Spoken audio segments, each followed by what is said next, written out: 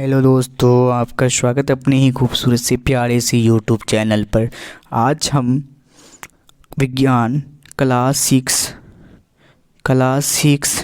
Chapter 3 तंतु से वस्त्र तक का प्रश्न उत्तर करने जा रहे हैं।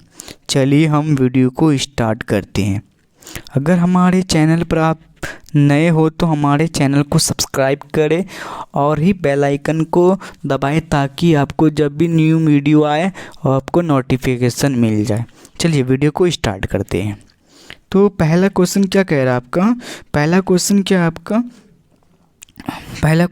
आपका? प्रश्न संख्या 1 है, रेशे कितने प्रकार के होते हैं? रेशे कितने प्रकार के? उत्तर क्या हो जाएगा इसका? रेशे 2 प्रकार के होते हैं। कितने प्रकार के बच्चों? रेशे 2 प्रकार के होते हैं। पहला आपका प्राकृतिक रेशे, दूसरा क्या? संश्लेषित रेशे। अब प्रश्न संख्या 2 की तरफ बढ़ रहे हैं। प्रश्न संख्या क्या कह रहा है? 2। प्राकृतिक रेशों के 3 उदाहरण दीजिए। कितने उदाहरण मांग रहे हैं? 3 उदाहरण। 3 उदाहरण आपसे प्राकृतिक रेशे के मांग रहे हैं। तो इसका उत्तर क्या हो जाएगा? ऊन, कपास और रेशम। ऊन, कपास और रेशम प्राकृतिक रेशे के उदाहरण हैं। चलिए प्रश्न संख्या 3 की तरफ बढ़ रहे हैं। प्रश्न संख्या 3 क्या कह रहा? संश्लेषित रेशों का 4 उदाहरण लिख दीजिए। कितना? 4 उदाहरण मांग रहा है संश्लेषित रेशों का। तो पहला हो जाएगा रेयॉन, पॉलिस्टर, टेरिकॉट तथा नायलॉन आदि। चलिए प्रश्न संख्या 4 की तरफ बढ़ रहे हैं। प्राकृतिक तंतु किसे कहते हैं? प्राकृतिक तंतु किसे कहते हैं? उत्तर हो जाएगा इसका कुछ वस्त्रों जैसे सूती, जूट, रेशमी तथा ऊनी के तंतु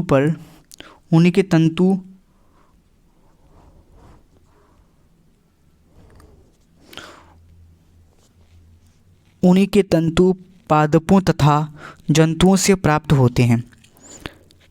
उसे क्या कहते हैं? पादपों से प्राप्त होते हैं।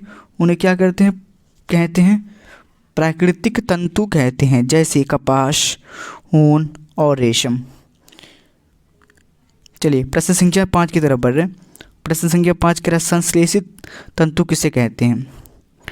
कुछ तंतु रासायनिक पदार्थ से निर्मित किए जाते हैं जिन्हें संश्लेषित तंतु कहते हैं, जैसे पॉलिस्टर हो गया आपका, नायलॉन हो गया और एक्रिलिक हो गया, है ना, एक्रिलिक आदि। चलिए प्रश्न संख्या 6 की तरफ बढ़ रहे हैं। प्रश्न संख्या 6 क्या कह रहा है आपका? प्रश्न संख्या 6 क्या कह रहा है आपका? कपास ओटना किसे कहते हैं? कपास ओटना किसे कहते हैं? इसका उत्तर क्या हो जाएगा?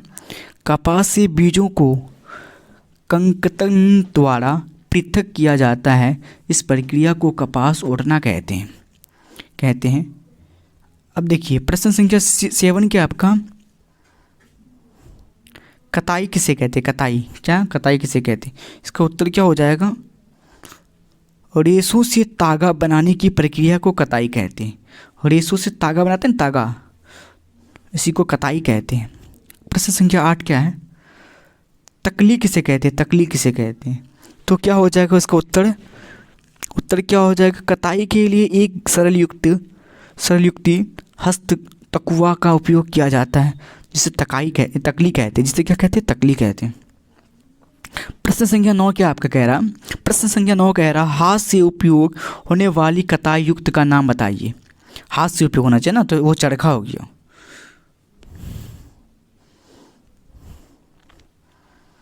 प्रश्न संख्या 10 क्या कह रहा है आपका? बुनाई किसे कहते हैं? प्रश्न संख्या आपका बुनाई किसे कहते हैं? उत्तर हो जाएगा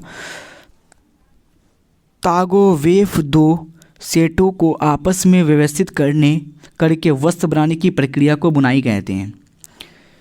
प्रश्न संख्या 11 क्या आपका?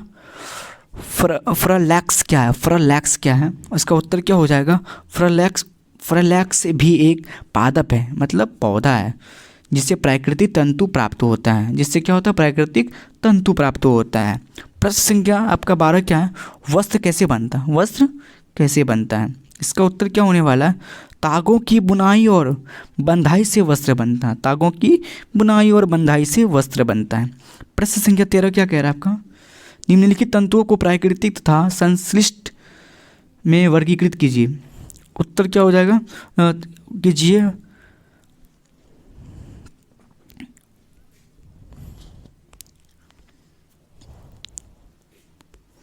तो हो जाएगा नायलॉन, ऊन, रुई, रेशम, पॉलिस्टर, पटसन। प्रश्न संख्या आपका 14 क्या कह रहा, रुई तथा जूट जिसको पटसन भी बोलते हैं, क्या बोलते हैं, पटसन भी बोलते हैं, पादप के किन भागों से प्राप्त होता है। तो उत्तर क्या हो जाएगा, रुई पादप के फल से प्राप्त होता है। रुई कहाँ से, पादप के फल से प्राप्त होता है, फल से प्राप्त होता है। जबकि जूट, पटसन जिसको बोलते हैं पादप के तना को पानी में सराख कर प्राप्त किया जाता है। अब प्रश्न संख्या 15 क्या कह रहा है आपका, नारियल तंतु से बनने वाली दो वस्तुओं के नाम लिखे। नारियल तंतु से बनने वाली दो वस्तुओं के नाम। उत्तर क्या हो जाएगा, नारियल की रस्सी। 2 में हो जाएगा नारियल का पैदान।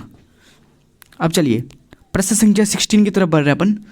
प्रश्न संख्या 16 क्या कह रहा, तंतुओं से तागा निर्मित करने की प्रक्रिया स्पष्ट कीजिए।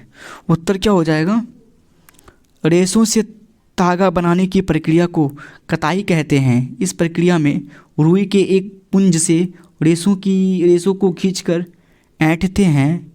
ऐसा करने से रेशे पास पास आ जाते हैं और तागा बन जाता है, जिसके लिए तकली या चरखा का उपयोग किया जाता है। चलिए दोस्तों, अगर वीडियो आपको अच्छा लगा तो हमारे चैनल को अवश्य ही सब्सक्राइब करें, अवश्य ही सब्सक्राइब करें। थैंक यू दोस्तों।